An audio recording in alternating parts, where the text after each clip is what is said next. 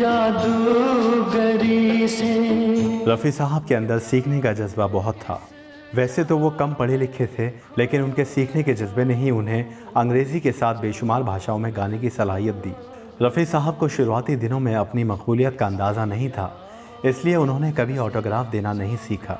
लेकिन जब रफ़ी साहब की शोहरत ना सिर्फ हिंदुस्तान में बल्कि दुनिया में फैलने लगी, तब उन्हें इस बात का एहसास हुआ कि उनके फैंस को अगर ऑटोग्राफ के लिए मना कर दिया जाता तो उनके दिल टूट जाते थे।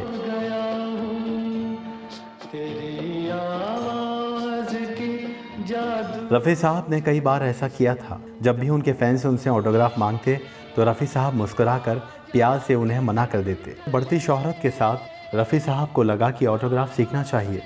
हालांकि रफ़ी साहब उर्दू जानते थे।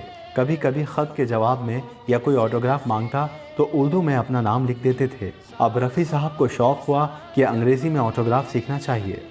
एक रोज़ घर में अपने कमरे में उनकी बेगम ने देखा कई सारे बेकार कागज़ का ढेर पड़ा है। पूछने पर रफ़ी साहब ने बताया कि वो अंग्रेज़ी में सिग्नेचर करना सीख रहे हैं ताकि उनके फैंस उनके ऑटोग्राफ से महरूम ना रह सकें।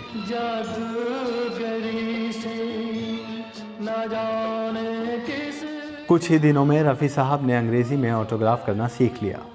रफ़ी साहब की मेहनत सफल तब हुई जब एक जर्नलिस्ट ने उनसे कहा कि पूरी इंडस्ट्री में उनका सिग्नेचर सबसे अच्छा है। अंग्रेज़ी में सिग्नेचर सीखने के बाद ही रफ़ी साहब को बाहर टूर पर जाकर दूसरी भाषाओं में गाने सीखकर उसे गाने का हौसला भी मिला था। रफ़ी साहब के इस जज्बे को हम सलाम करते हैं।